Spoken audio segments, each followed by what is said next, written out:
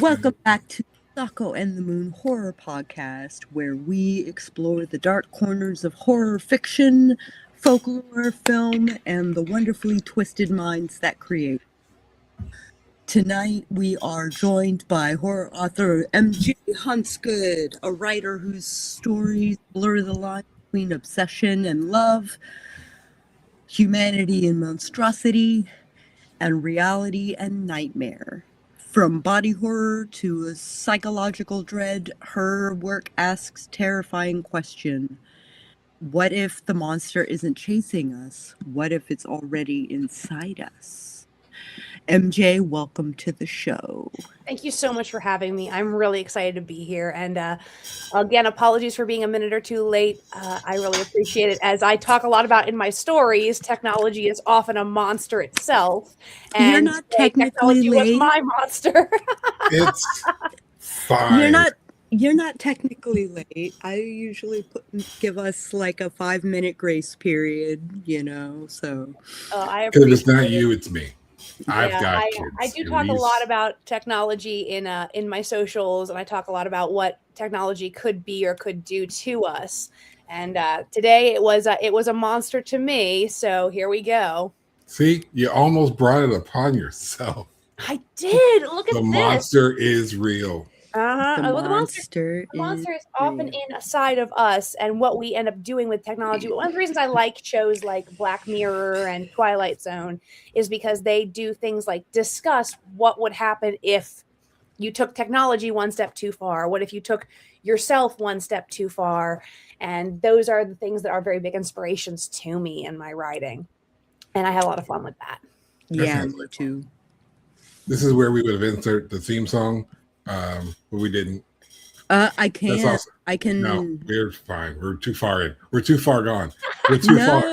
We're too far gone. The theme song. The theme song. The theme song. Oh God! The theme song, what has happened to society? Yeah, that was Sako. Necessary. That was for the dancing in its own right. The fact you just jumped right in. It was great. Thank you, MJ. Thank you. Like I'm always game for something fun. This is Sako. I'm the Moon. This is our guest. She's going to introduce herself more officially here in a second. Did you have anything else for your introduction, Sako? Not for the introduction, but yeah, let's do it. All right. Happy Juneteenth, everybody. I'm trying to figure out where my camera is. Yes, I was going to do that as soon as we got into our talk. But Cool. yes, happy I'll do it Juneteenth. first because we're late saying it, which is appropriate for Black people time. Happy Juneteenth, everybody. This is the day we're actually free. So that's great. MJ, how about you take a second and introduce yourself properly to the lovely Sako and the Moon Nights.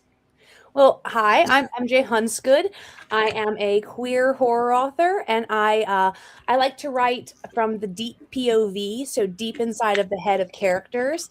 And I like to write messy protagonists who refuse to die easily. I like to write stories about the monsters that we could be, and I like to write about what that means to society as a whole. I am... I'm a prolific short story author. I have been nominated for the Pushcart Prize as well as the Best of the Net. And my debut novel is on submission right now with my agent. And it's out with several publishers. So we'll see what happens with that right now. And I'm finishing up my second novel right now. It's in edits to go out on submission as well. And yeah, that's where I am. And you can find my short stories on mjhuntsgood.com, which link to the literary magazines and anthologies that they're in. And you can also find me on all different social medias at MJ Huntsgood. So I forgot that this is actually our first episode in June. So happy Pride to everybody. Yes. Happy Pride to all. And if you're not happy about Pride, then you can go ahead and click off this show. We don't want Absolutely. Also, happy season 8. This is season the first bloody episode. 8. I noticed that this was the first episode of season 8. I was excited to be the first in season 8. Like, woo. I'm It's wild excited to think about have how often someone. we've done this. It's amazing how long we've done this. That's 2.5 years. More or less. Yeah. Yeah, and I don't know if you saw the social media post I put up for this this link to me coming on here, because what the post that you had made about it, Sako, was me and Sako met at the smoking section in StokerCon. So I linked to the lesbian artist smoking section. Meet me in the smoking section, which I thought was super appropriate for freaking Pride Month. Yeah. Yes. Balticon, I think, is where you guys ended up meeting, and then she got a couple guests out there. Balticon, not StokerCon, that's right. And I got a guest or so coming through. So we the feedback was like, all right, here's the schedule. I got this person. I've got this person. Now we're all rushing to do backlogs and research. I actually read We've Got People. Yeah. And that's a 64 controller. So shout out to the guy, whoever has the 64 controller as their thunder. Bring that back. As their user. I love it. Is it a 64? It is a 64 controller. That is, in fact, my husband, Jeff, who puts up with all my nonsense. And he's a Twitch streamer. He's one of the best Donkey Kong players in the world. And I am so pleased to have him on my side every day. He reads all my drafts, all my short stories. And when you're a writer who puts in as much work as I do, I always joke and say, my 64th draft is never as good as my 150th draft. But Jeff reads 100% of them. He will read every draft. He will give me suggestions on every single one of them. And when you have a partner who is there for you, when you are locked in and he brings you dinner at 11 o'clock at night because you're still locked in, and he like I told you, I had a little bit of technology issues because my computer didn't charge. It doesn't matter, like the frustration when thank you, Jeff. When the frustration gets there because the computer wasn't charged in, but the fact is he did plug it in. He was there for me to get my computer ready. He had you set. He's my guy. Like, I would not be where I am with my writing if it wasn't for my partner. And he's the person who comes with me on my conventions and carries my bags, my books for me. And in return, I go to SGDQ, to GDQ with him while he does his conventions for gaming. And that I can be his support and be there for him. I love that. It's our 10-year wedding anniversary this year. Shout out to 10 years. Yeah, he gets better every year. Like, it's one of those, like, no marriage is perfect. We have challenges like everybody does, but there is no challenge in loving him. There's never. I don't have tissues. Like, that wasn't what we said. That's not in the questions. I had prepared. That's not what this was. I wasn't supposed to be crying. I think that, you should always be with somebody who makes you feel like your dreams are worth it. Oh, thank you. Yeah, I know it's about me, Jeff, but I had to shout out because this morning was kind of hectic and kind of frustrating. But like, even though I was like a screamy, frustrating mess, you were my rock. And like, it's going to be okay. I'm going to be there for you. What do you need? How can I be there? And I just needed to say thank you again, because I always want to show you gratitude because you're always there. If I may interject, a piece of advice for all the writing listeners out there, because that is our demographic.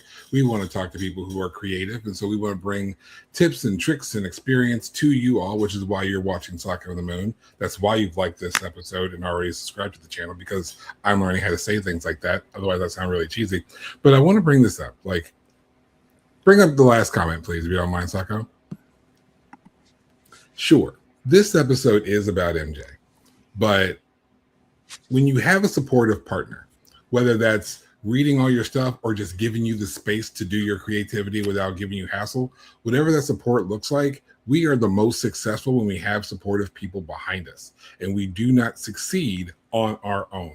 No director is successful with their movie without their proper producer and their camera guy and their sound techs and the actors and the grips and the people who drugs, and even if it's just the assistant who drugged the coffee in so that could keep going for like 5 extra minutes.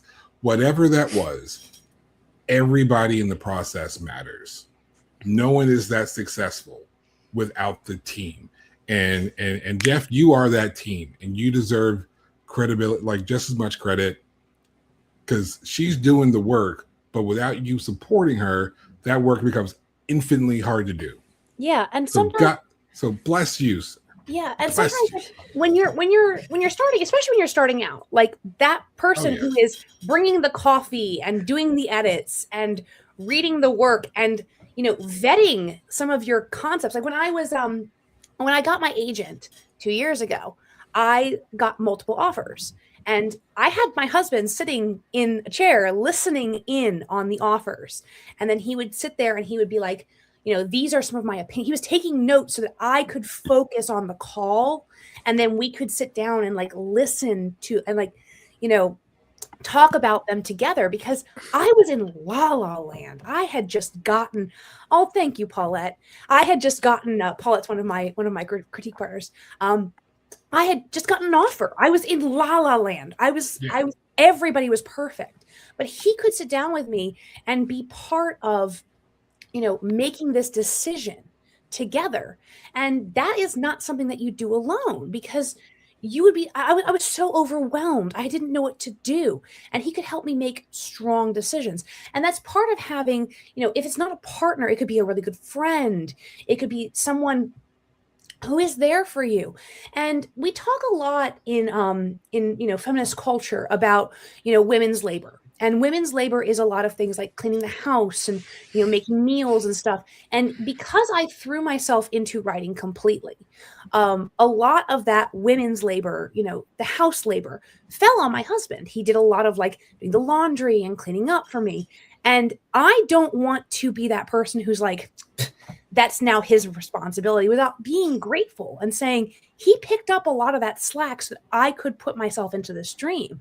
And I want to make sure that I give some of that thank you to my husband, who picked up some of that labor for me so that I could put myself in here. But that's enough about Jeff, because I don't want to he's also one of those very humble men who would be very embarrassed if I spent the whole podcast talking about how much I adore him. But I want to say thank you so much to my husband, who is also here right now supporting me, because he is such a rock star. And I'm just so grateful for him and my friends and people who, help me get to where I am. I have over 30 published works, and some of them are award nominated, and my book on submission, because of the people in my life who have stepped up and helped me edit and taken over responsibilities for me so that I can do these things. Bless you. Bless you. Thank you. And again, if we want to shift things, we can shift things. But the point here that deserves the recognition is that this is not a solo effort. Correct.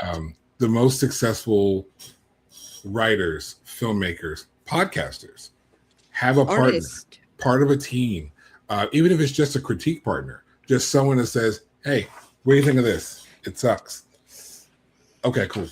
And then give something constructive. You're going to say something's bad. Don't just say it sucks and walks away. It's like, correct. Yeah, the colors are weird. The paint is muddled, or the shapes are abstract. Is that what you're going for? But either way it goes, having someone to bounce your ideas off of, to tell you what you're doing right and tell you what you do wrong. Don't just have a yes person in your back pocket that's going to agree with whatever you do. You don't need that. You need a critique partner. All of these things are important. Someone you can bounce thoughts and ideas off of. That's just how creatives are able to grow. And that is, again, what this whole show is about. Yeah. I'm actually doing a Clarion West, which is, I don't know if you know about Clarion West. It's a science fiction learning group. And you can do like speculative workshops with them and things like that. I'm doing their flash fiction critique cohort right now. And you can actually, if anyone wants to do it, I recommend signing up for it. It's really great. And you can actually learn how to give and receive feedback. So if anyone is a writer and is like wants to learn a little bit more about giving and receiving feedback while learning about how to write flash fiction, which is fiction under 1,000 words, I highly recommend it. I'm doing it now. My cohort is fantastic. We've been giving and receiving to each other. Hey, Paul. I've been giving and receiving to each other 1,000 word feedback about 1,000 word fiction that we've been writing. And it's been phenomenal. And even though I'm very experienced in giving feedback, I'm even learning like new tricks and tips about how to deliver feedback, which just makes you a better critique partner. Yeah. Because of course the important part about feedback is ensuring that one, you can convey what the issues or problems are, but you do it in a way that is encouraging, that inspires someone to continue to work. Actionable. It doesn't just like, oh well, let me just throw this away and just quit the whole thing altogether, because there are people out there who will do that to you. Don't let them. Learn how to give critique, learn how to give positive, constructive feedback, even on projects that may not be so good. I have 10 unhinged questions. I loved all of them. You sent them to me a little early, and I read through them, and I was like, yes. I want to get into the nitty-gritty. Let's do it. Okay. If a creature from one of your stories appeared in your kitchen at 3 a.m., which one would you least want to explain to your neighbors? So, I had a story that appeared in Pen in Hand in winter of 2024. And it was called The Reproductive Methods of the 10-Armed Alana Mermaid. And the first line of that story is, it is said the Alana Mermaid reproduces like a fungus. That is the first line of that story.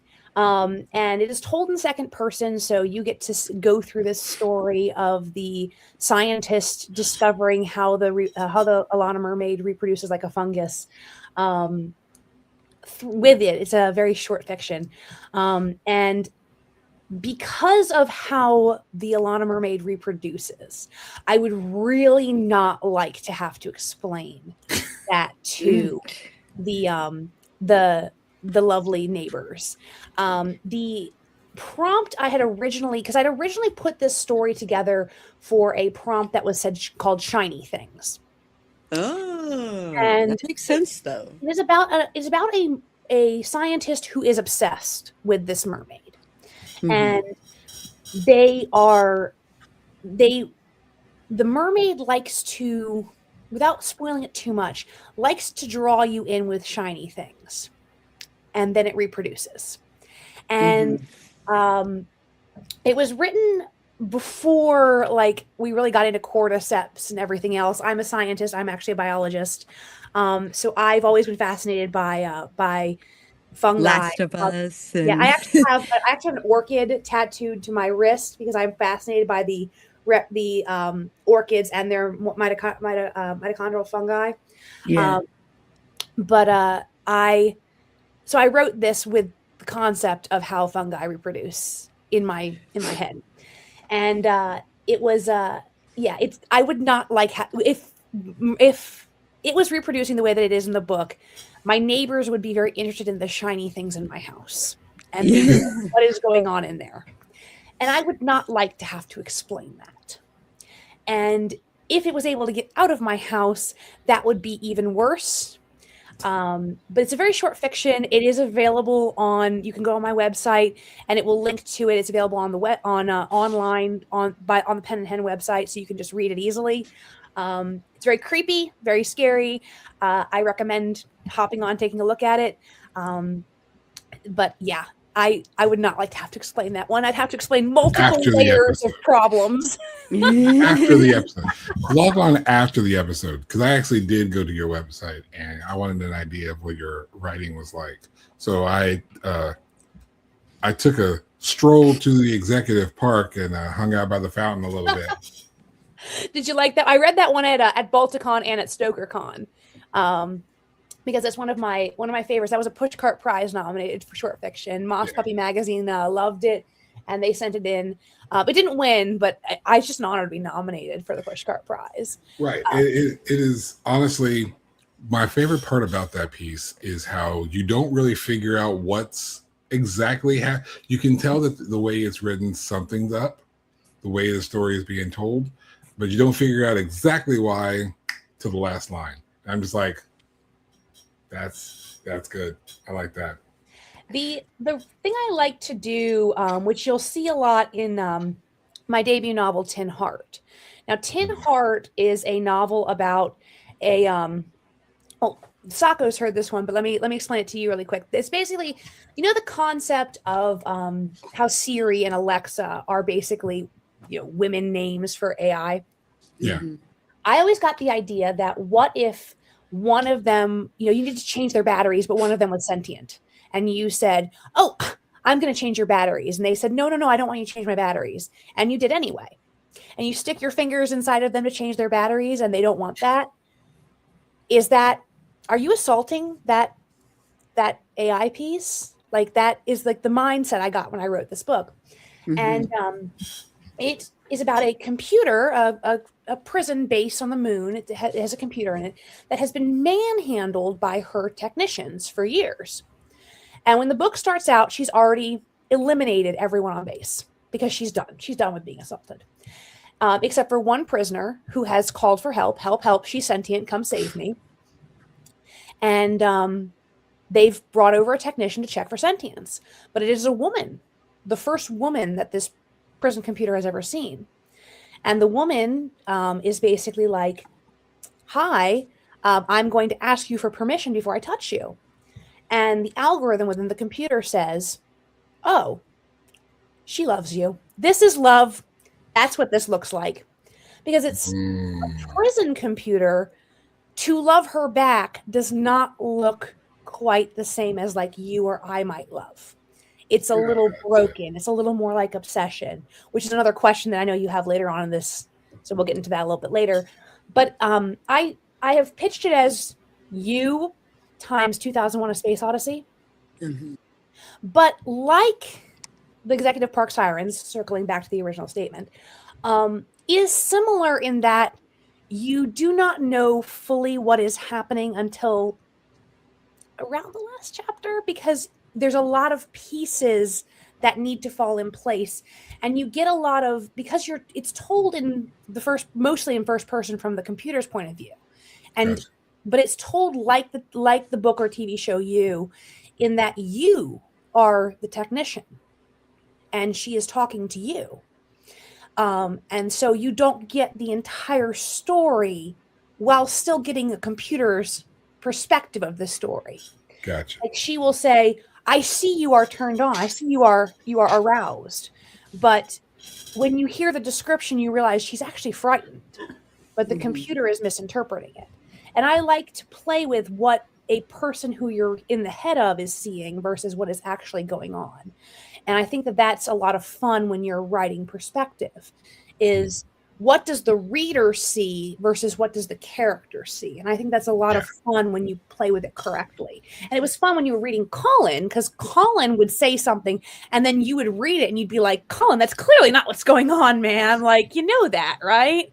Yeah. And it's that, that mismatch of what the reader reads versus what the character is saying to you.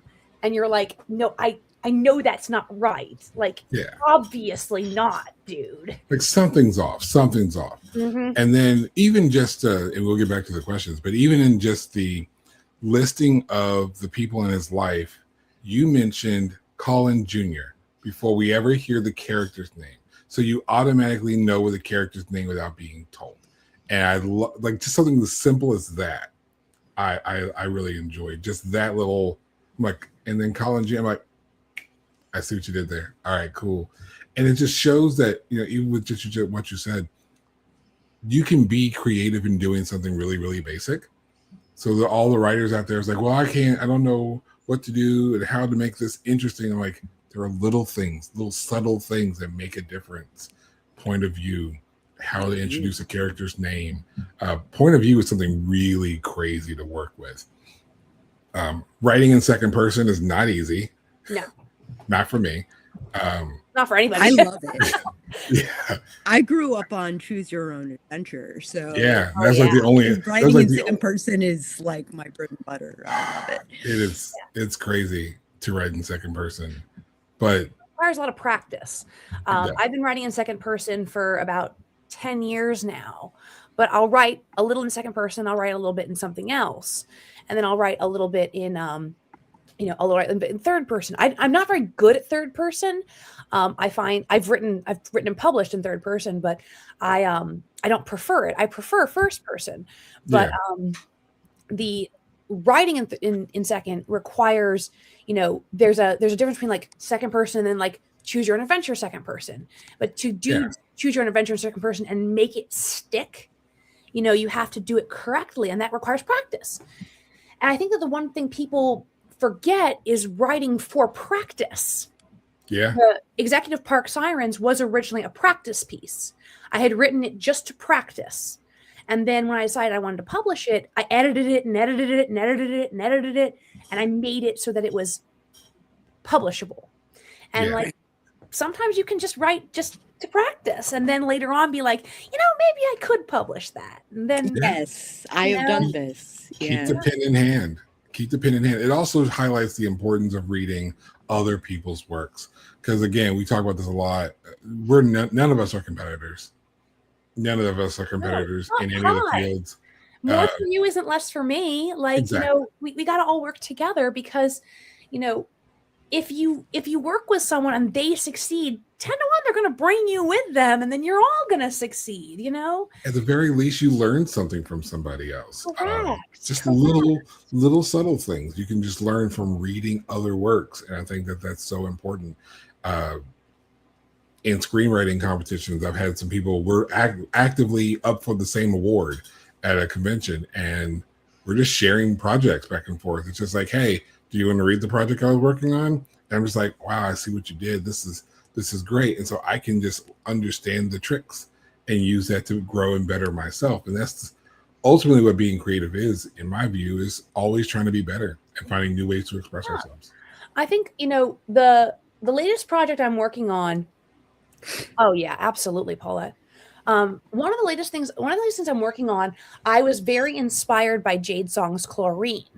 And, the way that Jade Song writes, not just in first person, but in this almost monologue-y style of writing, where not just is she telling you a story and you're living in the story, but she's like sitting there ranting to you like she's sitting in a mental institution, like, let me tell you how I became a mermaid. And I fell in love with that because I'd never really experienced something quite like that before. And I decided I was going to, kind of emulate it a little bit and try that with my own twist. Like, let me do that, but in an MJ style. And it became my newest novel, Pierce, that I'm working on right now. And I'm really enjoying it. Is it a struggle? Yes, because I've never written anything like this before. But, that is how reading other people allows you to try something new. Like, I would never, that way you're not writing the same thing over and over and over and over and over, which for some people works. And like, that's your prerogative, but that's not what I want to write. Like, I want to try different things. And then I recently wrote a short story that was inspired by Thomas Ha's In My Country, which was a Nebula nominated short story that I absolutely read like 6 times. I thought was amazing. And his stylistic, repetitive, let me show you what an indoctrinated character feels like, really, really like obsessed me. And I actually ended up buying, if I don't knock everything over, I actually ended up buying Thomas Ha's Uncertain Suns because I absolutely love his writing, and I'm completely obsessed with the way that he takes you to different worlds.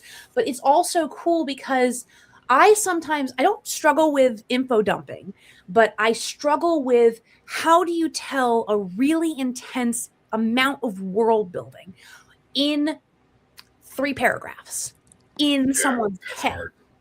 Yes. And it's challenging, but Thomas Ha does it really well. And so by reading things like Uncertain Suns and his other short stories, because his short stories are short, like a short story, a flash, you have to build an entire world in 3 paragraphs because you have to tell the entire plot in 1,000 words. And Thomas Ha is excellent at that. I highly recommend his writing if you've never read it. So I bought this and I've been devouring it. I adore it. But I could recommend other writers forever, but I do want to get back to these unhinged questions because I adore all of them and I want to be mindful of your time. But I do. Screw a runtime. I don't do short shows. Great. Woo! Sako hates when I say that, by the way. She absolutely hates when I do that.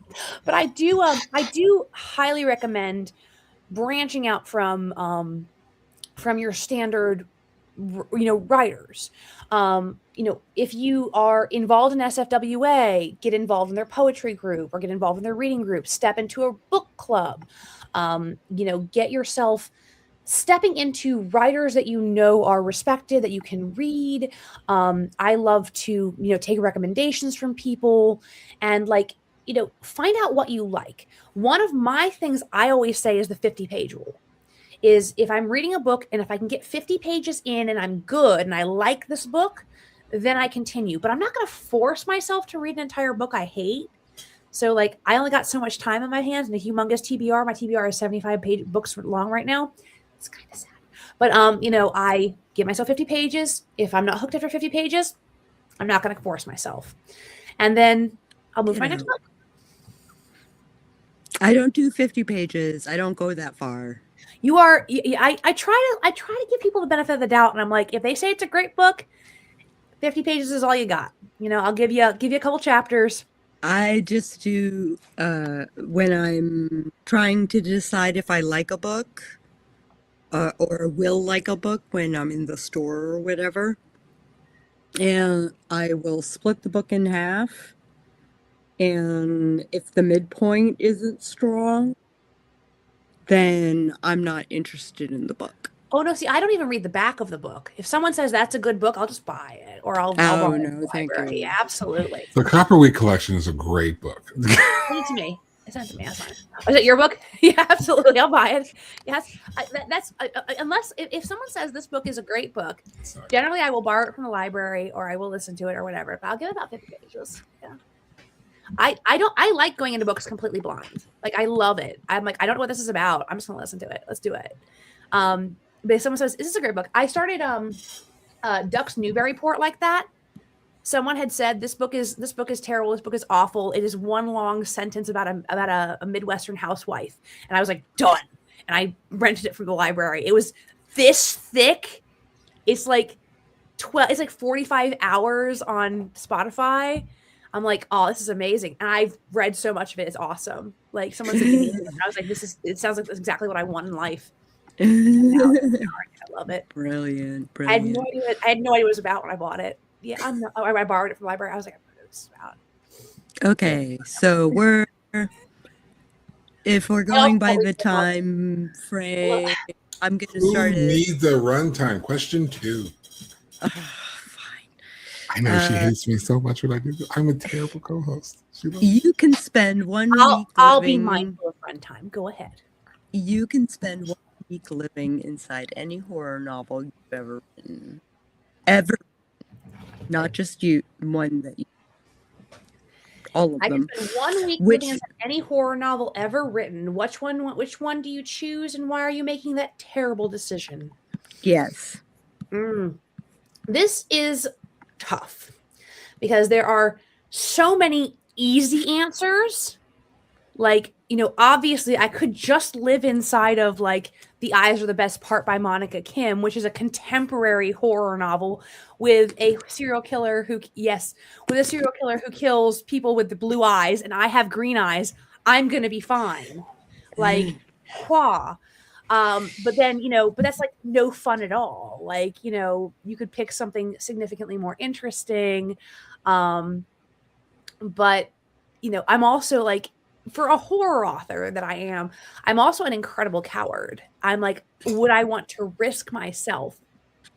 But do you try to go into something that's a little more risky? Can you get into one of the body modification ones and make myself a little skinnier or something? But no, you stay in one that's safe. Just stay in a contemporary where you're not going to get hurt and just live your life. I could just do that. And then I'll be fine. But there's also ones that are a little more interesting. But then I'm but why? Why tempt fate? Why tempt fate? It's just too dangerous. It's too dangerous. Too many things could go wrong. Yeah, I think I'll just do The Eyes Are the Best Part by Monica Kim and stay safe. Okay.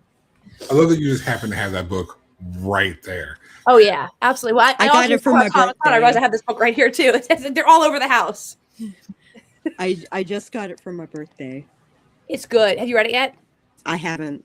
Oh, you'll finish it in like a day or two. It's just a quick read. It's really great. Awesome. At least I thought it was. I loved it. I read it like twice. And they're making a movie. Yes, so I hear. Mm-hmm. Okay.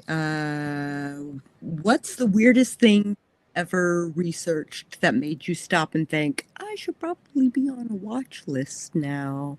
I actually have a great answer for this one. So, multiple things. Number one, I don't regularly use ChatGPT because I don't believe in it. As you know from my socials, I'm extremely anti-AI. However, I was researching what ChatGPT answers for things when I was working on Tin Heart because I wanted to see how AI answers questions. That's fair. And at the time, I was working with fluoroanemonic acid in my book, which, if you don't know what that is, it's extremely strong acid. It eats through everything. Mm-hmm. Like bone. Is that Piranha solution? What was that? Is that Piranha solution?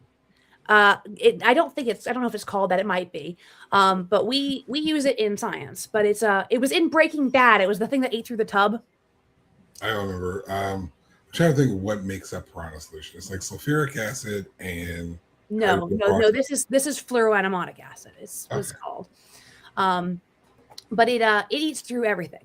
And as a scientist, I know that you need to store it in Teflon. Like that's what you store it in. But I was curious, so I went online. I was like, "Hello, ChatGPT. What do you store fluoroanemonic acid in?" And it was like, "Oh, you can store it in glass."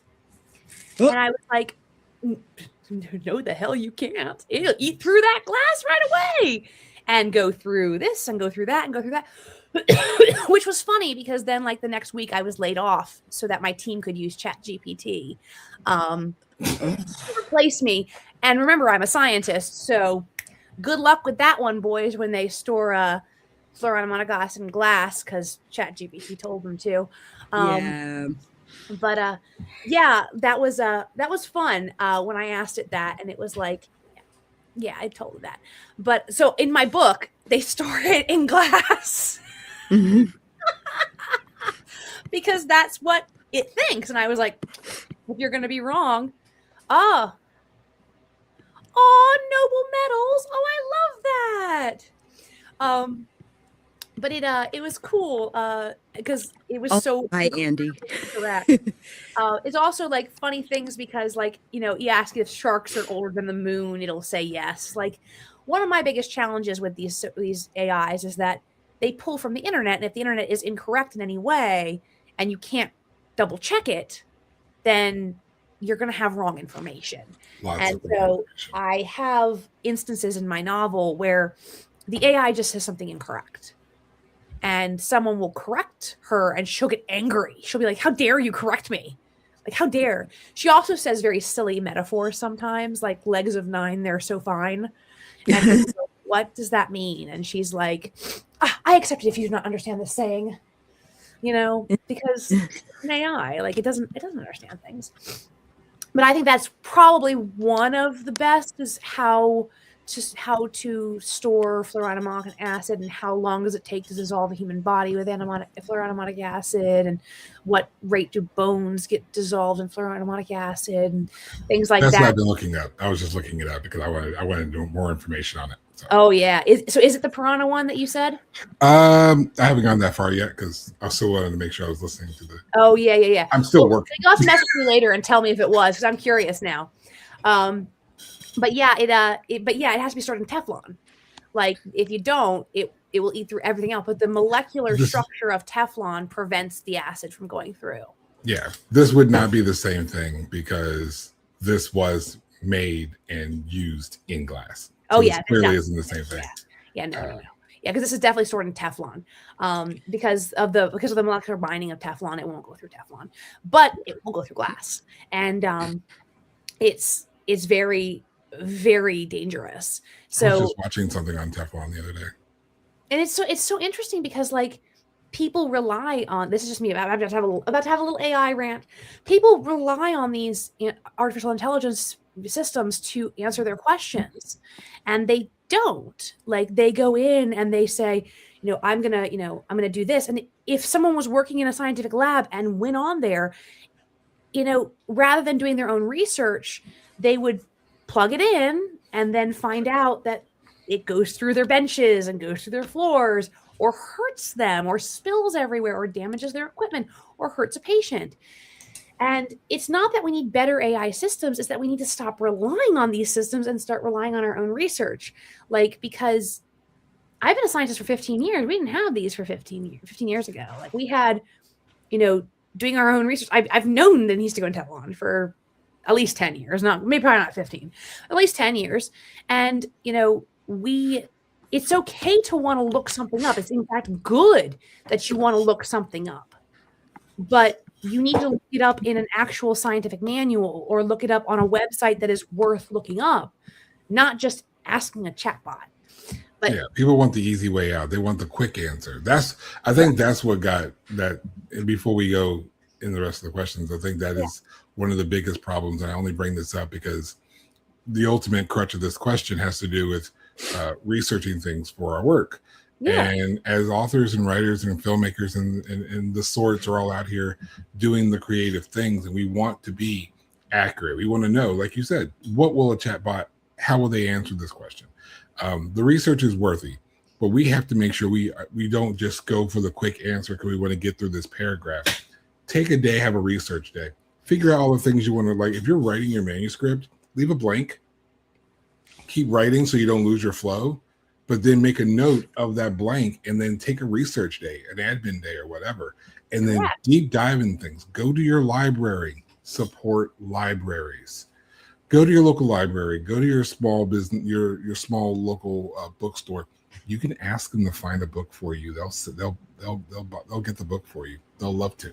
And then just do the actual research. Dig into it, because one of the benefits of doing longer research is that you stumble upon other things that you may not have been looking for. You ask a direct question and you get a direct answer. That's the end of your search and you're done.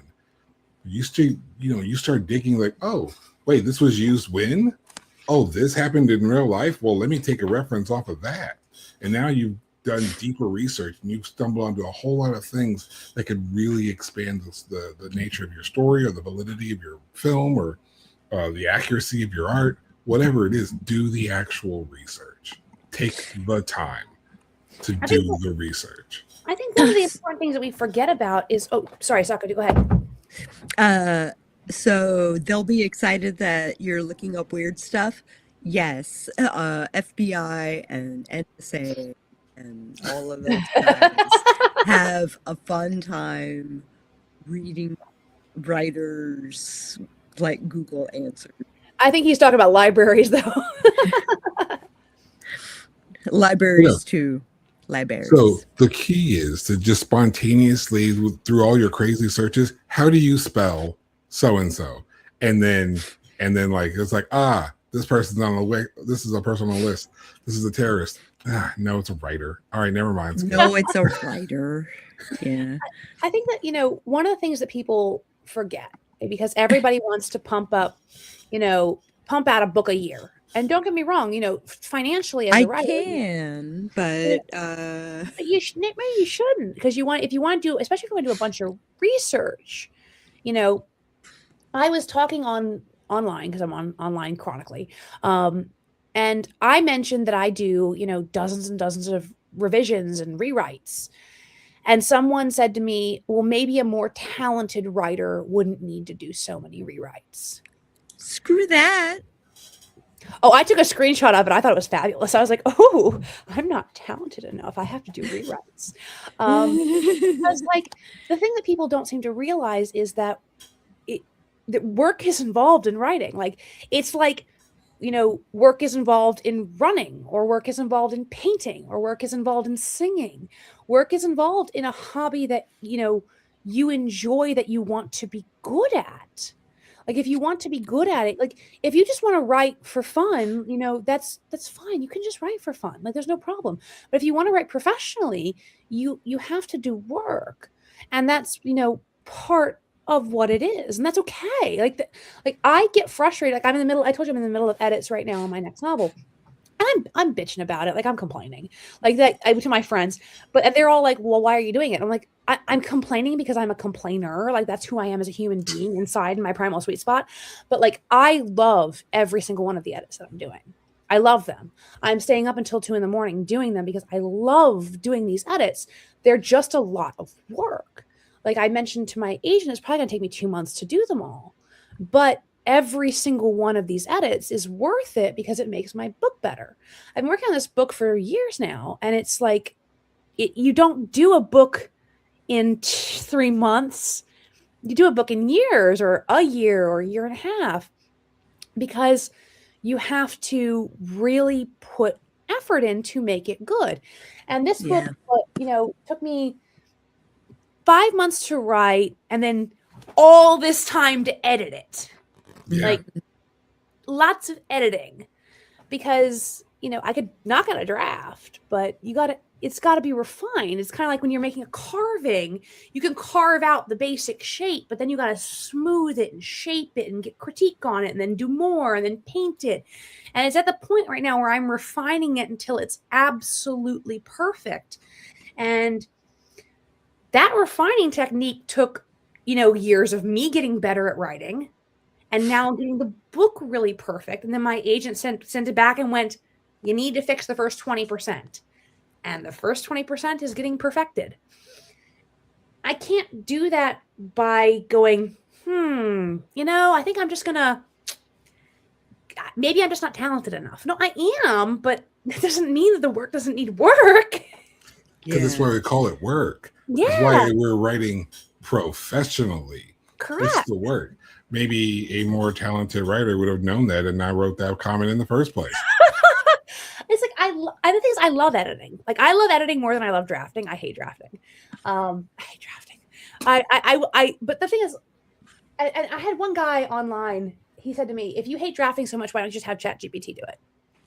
And I said to him, "If ChatGPT drafted for me, that would be like, why don't you just have ChatGPT take the ring to Mordor? The journey is the story."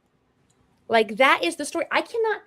When I wrote my novel, Tin Heart, I originally had the planet blow up because the story takes place all on the moon base.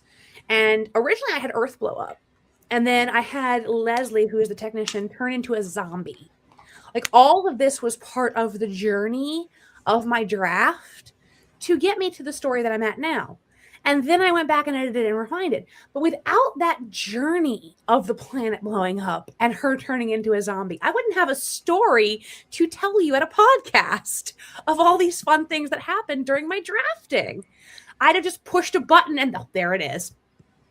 And it wouldn't be What's mine. the fun in that? It wouldn't be yours. Like, I hate drafting, but also I love it because then I go on this like journey because I'm a discovery writer. I'm not a planner. And I go on this like journey and I'm like, oh, gee, look who this new character. Look who that is. I didn't know this was going to happen. Wow, how exciting. Wow, we're going on this together, aren't we? Someone who says just put it in the ChatGPT has never listened to their characters tell them a different story than the one that we planned on writing. And that is something that only writers will understand. That sounds like only a writer, only a true writer will understand that. Like they've never heard a character tell them a different story than the one we planned. Exactly, because that's the thing is when I was writing The Truth the Dead Know, which is the novel I'm editing right now to go on sub. Like I will tell you, there's a character in the book named Oscar, and Oscar is a deaf punk rock, because the book is post-apocalyptic. It's a deaf punk rock anarchist teenager who is basically like an adopted son of the main character. He was originally a one-off messenger who appeared to drop something off and leave. He was in one scene. That was it. And now he is a main character. Like, I would say he's the third main character. Like, main character, protagonist, love interest, Oscar. That's how it goes when you draft. That's how that I works. think Oscar should reappear. Well, what if Oscar did this? Well, what if Oscar did? Well, why don't we make that Oscar? And now Oscar is like, this is super important character. This could be a spinoff with just Oscar. We love Oscar. And it's like Oscar. That's what writing a draft yourself does. If I had plugged that in ChatGPT, Oscar would have been nobody. But because I wrote it myself, Oscar became this one. Everybody who reads the story tells me Oscar's their favorite character. And Oscar would never have existed. Yeah. Exactly. Digital magpies. I love that. And that is the thing, is that it also sucks out these things that you do for yourself. Like, that's you. And I genuinely tell people LLMs are, you can write better than an LLM. Even if you are a complete novice, you can write better than an LLM. You can. You can edit better than an LLM. It will take practice, and it will take, precision, and it will take time. But it doesn't matter. It's worth it. Yeah. I made a joke in a short story series. I made a pun and created a character off the pun, and now he's like a main character in the course of the series. Because I'm like, well, now he's here. Well, now I got to deal with him because he's here now. Well, now he's going to interact with him here. Now he's a main part of this. Yeah. It's just how the process works. And a good writer would know that. Yep.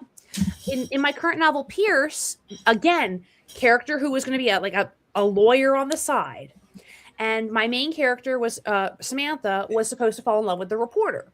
She was supposed to be straight. And then she was like, ooh, I like that lawyer. And I'm like, she's not important. She's like, no, I'm a lesbian and I loved her. And I'm like, well, I guess I'm starting the novel over and we're rewriting you in love scenes. And I moved the love scenes, rewrote it, changed it up. Now she's a lesbian in love with the lawyer, and the lawyer's a main character and everything else. And it's when you experience that, the characters speaking to you and telling you what they want to do, it's so magical and it feels so good. I'm sorry, Sako. I love to bitch about AI. I just feel like it's when you talk to writers about like the things that get you passionate, you can't help it. Let's go to the next question. I know we got like only a little bit of time left. Okay, so there are two directions we can go. We can have a 2-hour show, or I can skip ahead and Well, I have a job interview at 2:00, so I can do an 1.5-hour show. 90-minute show. 90-minute show sounds great. 90-minute 90-minute show sounds great. Oh, okay, fine. All right. 85-minute show. 85-minute show. I'm compromising. 85-minute show. If you're okay with that. Yes, absolutely. I'm having so much fun. I could sit in here forever, but I do at some point have to step out and get myself ready for my job interview. I mean, I have a whole family behind this door. They'll be all right. Devo said, "Go forward, move ahead," and so let's whip it. But we will only if we focus on Sako's questions. Okay, so many writers fear writer's block. What scares you more than not being able to write? A lot of what is happening in society right now really scares me more than not being able to write. I could live my whole life not writing if we could fix what's going on in society. Right now, societal issues, particularly the amount of hate that is going on in the world, really stresses me out. I grew up on school specials where we were learning, at least, I was a little kid learning not to hate. We learned, when I was like, 10, we learned, what racial hatred was and how not to spread it in like school specials on like sitcoms. And as a kid, that affected me. It was like, this is what it is. I don't fully understand it, but I know that I don't want to be that person. And I grew up in a really racially like charged household. Like my dad was a big racist, but I watched TV and said, I don't want to be this person.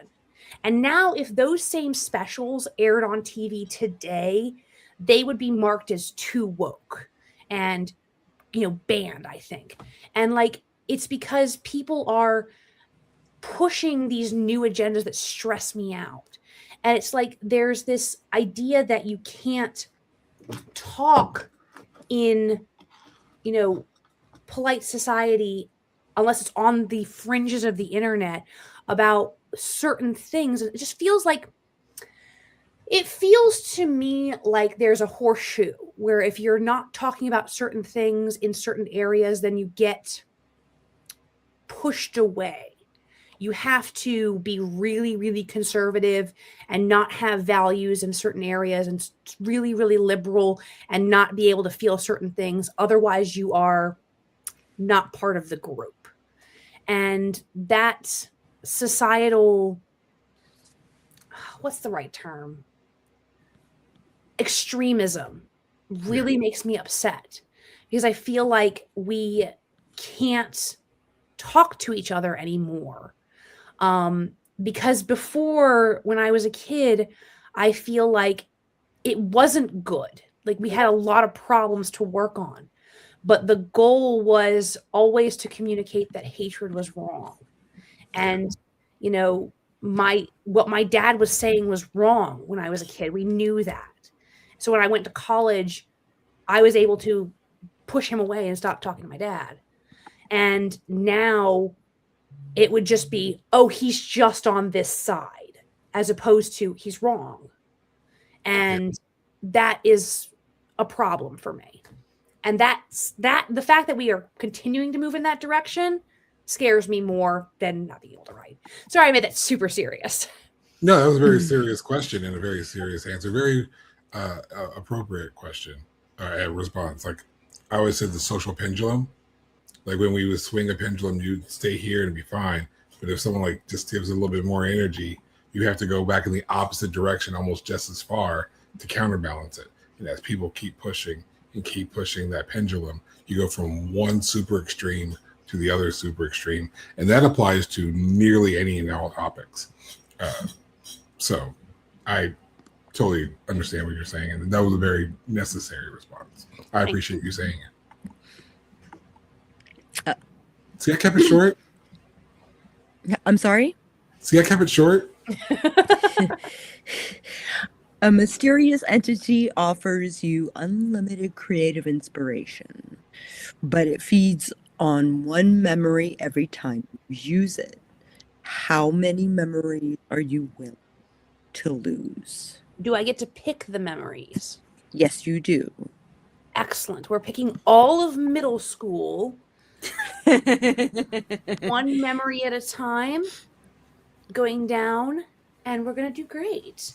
Once we have fed on all of middle school, we're going to work on and this would be such an interesting short story, I just have to say, because then you realize how much of middle school built your personality.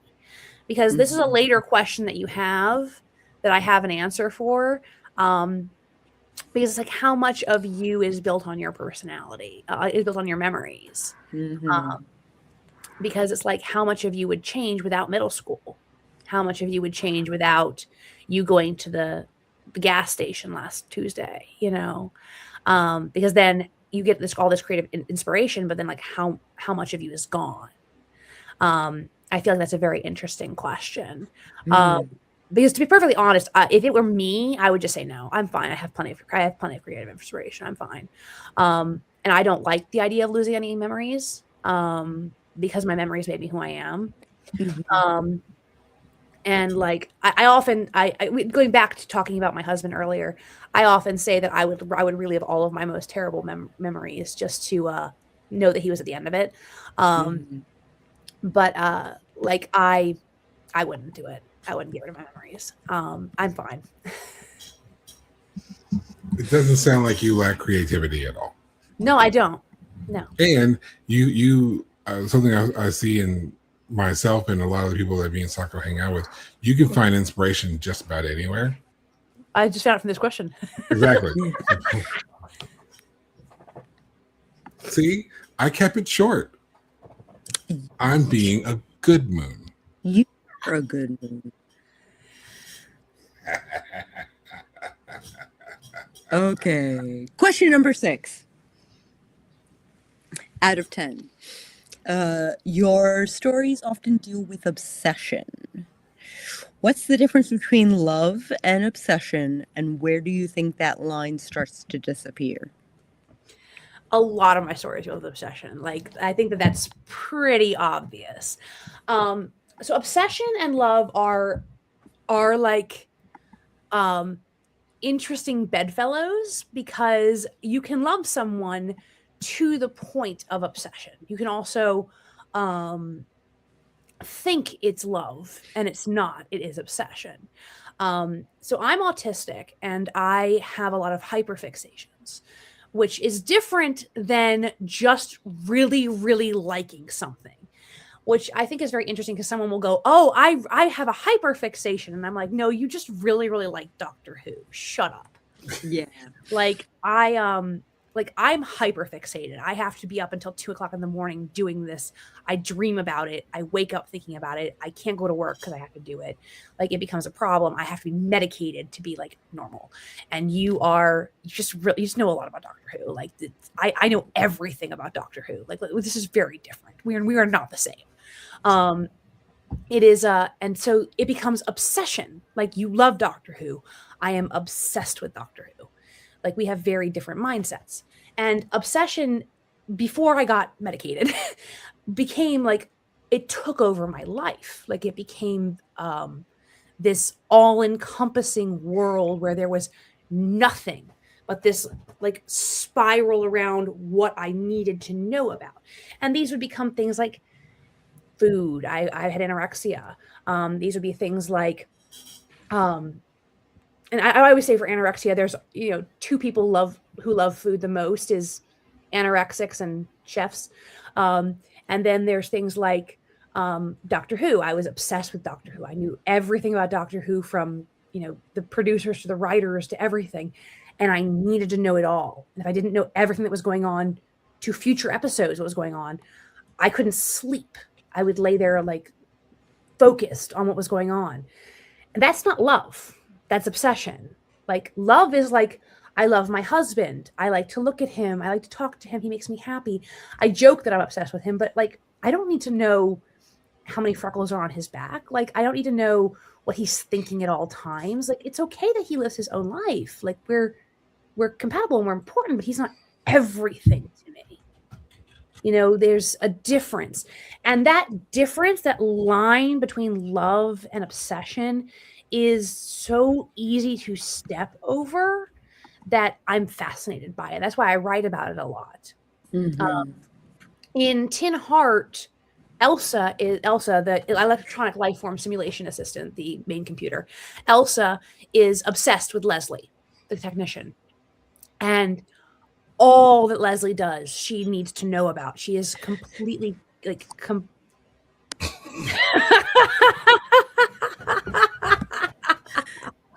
Good one, Jeff. It's 47, by the way. It's she needs to know everything about her, from how she breathes to the number of heartbeats she has per minute. She knows everything about her. Leslie, on the other hand, likes and cares about Elsa, but she just cares about her. Like, she needs to know if she's safe. She needs to know if she's well. She needs to know if she's happy. These are things that are the difference between how Leslie thinks and how Elsa thinks. And that dichotomy, that difference between obsession and love, or caring in this case, is the mismatch in this relationship. And what ultimately makes that break, that not connection between them, so horrific. Because when Elsa realizes that Leslie doesn't care for her the way that she cares about Leslie, it makes Elsa very angry. And Elsa is very powerful. She is the entire computer system of the base. And when Leslie's like, well, I'm ready to go home now, that's a problem. Dun, dun, So, dun. side note, when is that going to be released, roughly? When it gets purchased by a publisher. Note, please contact Morgan Wilson at Belcastro Literary if you're interested.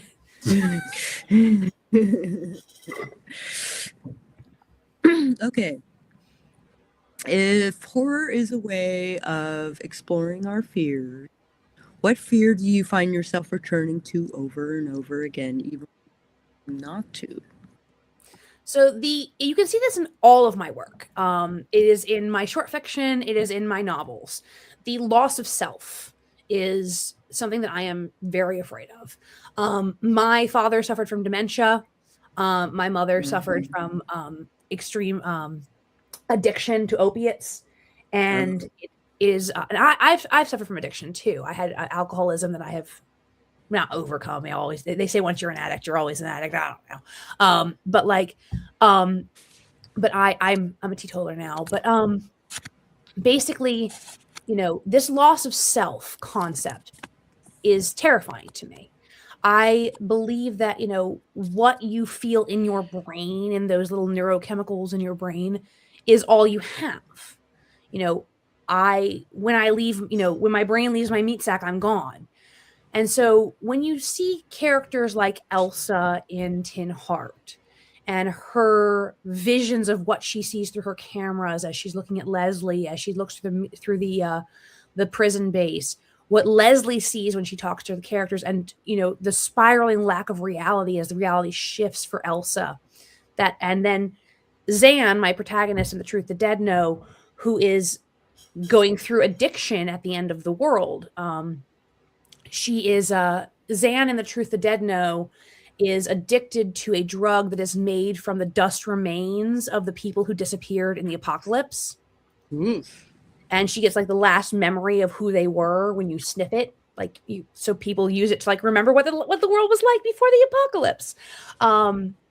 But that unravels her reality and slowly turns her into a zombie.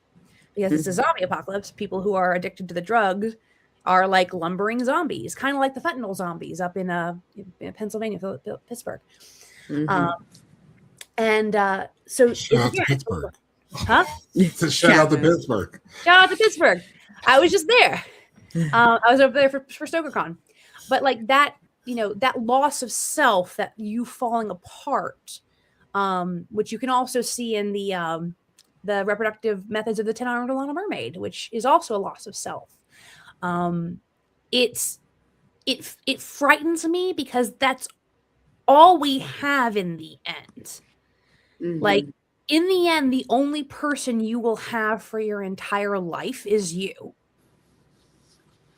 Like we when we're kids, we're like, God is mother, and then we have our spouses, but you don't know that you'll always have your spouse. You'll always have you.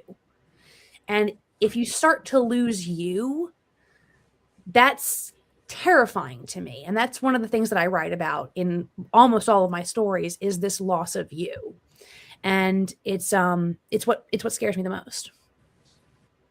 Wow.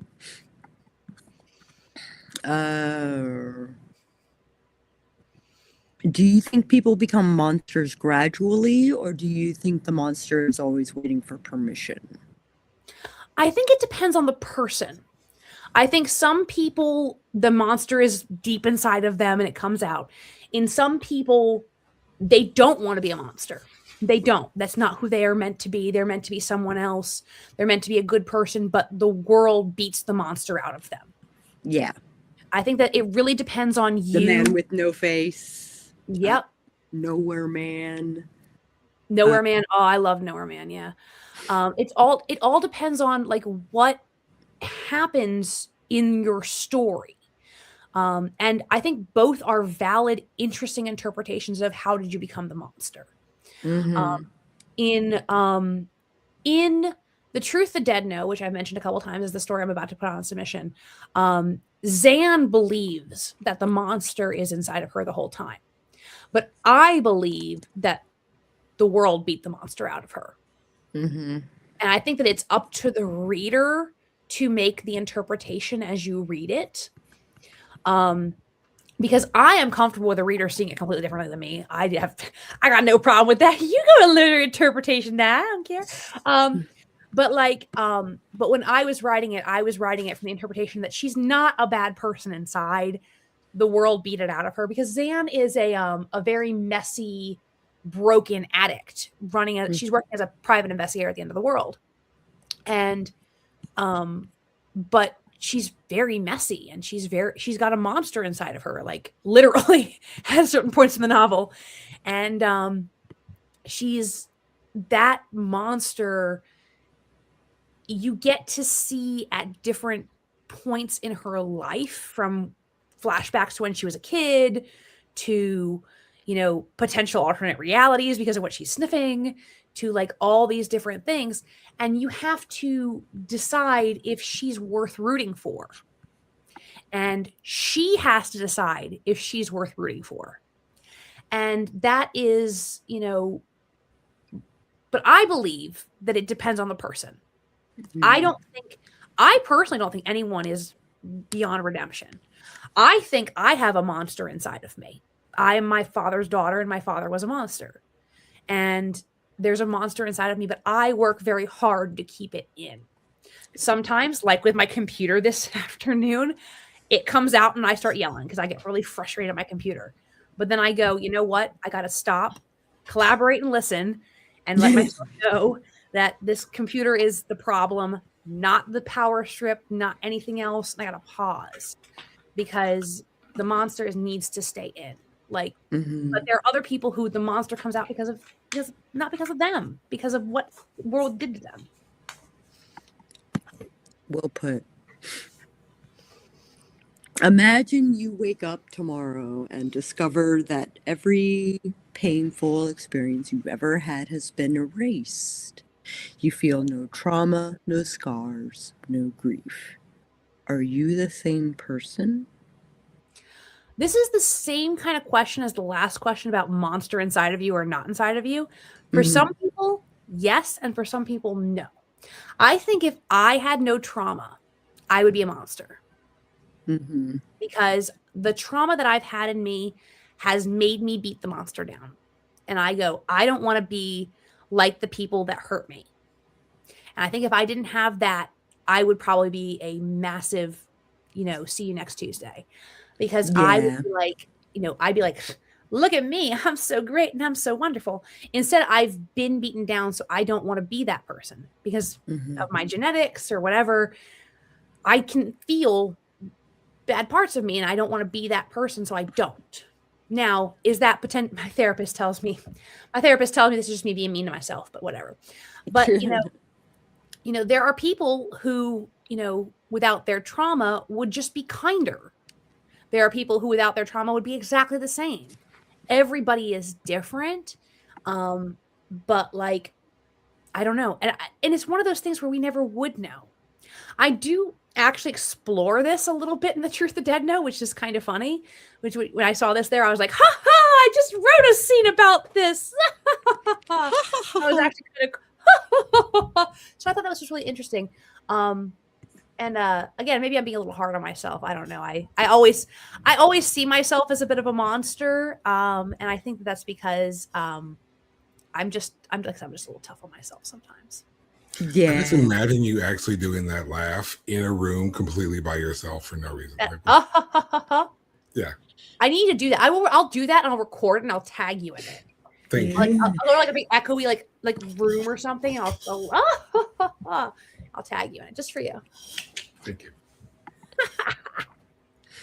Oh, thank you, Jeff. I am hard on myself. All the good ones are. All the good ones are. And then there's I'm working on that. I work for myself, and for the longest time, I was my worst boss. Yeah. I am my worst boss. And yeah. And I'm working on the work-life balance thing. And so far it's working out. Okay, I have one more unhinged question. I'm ready. All right. At the end of your life, you find a book containing every version of yourself that could have existed. Which is more horrifying, discovering who you might have become, or discovering that this was the worst version all along? So this is interesting to me because, discovering who I might have become would be pretty horrifying because I'm like, oh, look at all the things I could have done and this, that, and the other. Because I know this should have though. Yeah. But I know this isn't the best version of myself. I know I've made mistakes. I mean, obviously. Have you seen my haircut? Look at this. Like, I don't know. Anyway, moving on. But what I do know, without any shadow of a doubt, and I was talking to my husband about this today, is this is not the worst version of myself. I know that. Mhm. I have hit rock bottom and climbed out of it. There is resurrection. Yeah, you bet it. There is You no bet way. I could have stayed at rock bottom, and I didn't. I got out of it. I made myself better. I made myself stronger. I was with a really bad ex, and I left that ex, and I could have stayed with him. I could have stayed at his door begging for this, that, and the other. I didn't. I left. And that kind of knowledge has sat with me through some really bad days. I've had some bad days where I'm like, man, am I screwing up my life? I'm like, well, at least I'm not still there, right? Jeez, I could have done that. And it's like, I think about all the accomplishments I have made that I could have chosen not to make. And I did. And I think about all the accomplishments I made that could have fallen through. And these are not even things that like were just luck. These were things I did for myself that I could have said, I'm not going to do that. I'm not going to go back to college. I'm not going to get married. I'm not going to do this, that, and the other. And there is no world where I'm, in this home on this podcast talking to you wonderful people that this is the worst possible choice. You know what I'm saying? Like, yeah, I mean, you're on Sako on the Moon. We're great. That's what I'm saying. We're dope. There's no way this is worst possible timeline.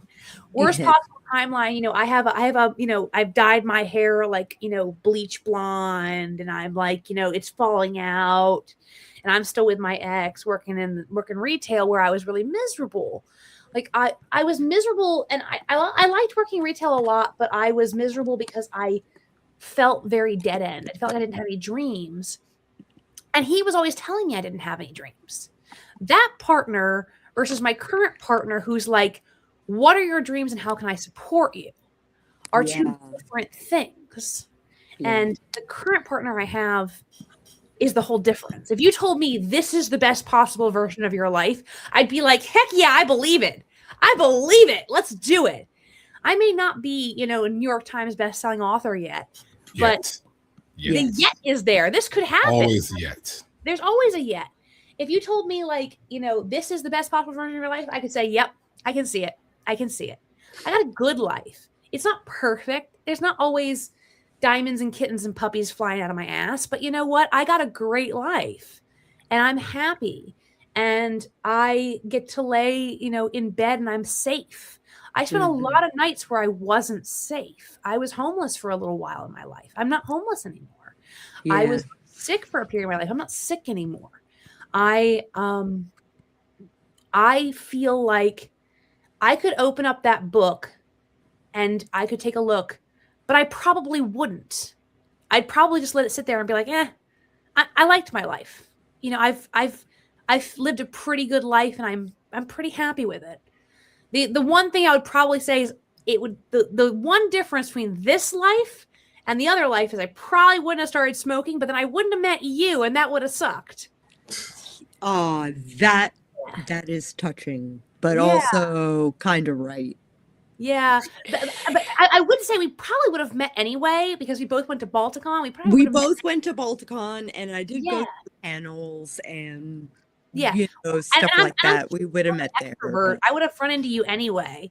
Like I struggled with quitting smoking. That's my one challenge. Is I do struggle with quitting smoking. I'm cutting back really hard myself. Yeah, I'm doing the vaping now. Oh, and one last thing is we're almost done with the 90 minutes. Here's my lighter that got me. Yeah, like it's my lighter cover. Isn't that rad? It is. Shout out to Mystic Pot Studio on Instagram. They're the ones who make it. Mystic Pot Studio. Yeah. She makes all these by hand, and they are done by a real life artist. Love them. That's the lighter that got me chatting with Sako. Yeah. But yeah, thank you so much for having me on here. I have had so much fun. This has been such a fun. Oh, there's more. There's more.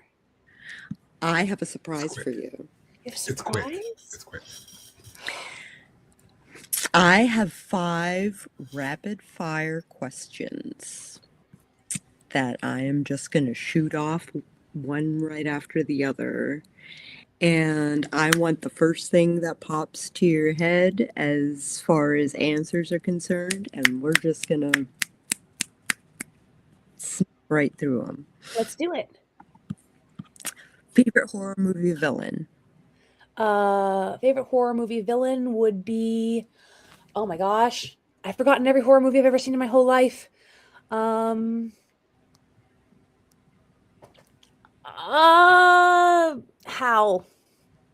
Howl. Yeah. Space Odyssey. Yeah. Body horror or cosmic horror? Body horror. Most haunted object in your house? Most haunted object in my house was a haunted painting. Now it is probably the 2-headed taxidermy duck in my house. Oh, wow. Mhm. Yeah. A horror trope you never get tired of? Oh, love triangles. And a horror trope. Oh, sorry, it was a romance trope. A horror trope I never get. That's also a horror trope. I never get tired of love triangles. Horror trope I never get tired of is probably. I get tired of all of them after a while. Can I pass? Yes. Pass. If you could erase one horror cliche from existence forever, what would it be? Forced impregnation. Ugh. Yeah. Fair. Okay.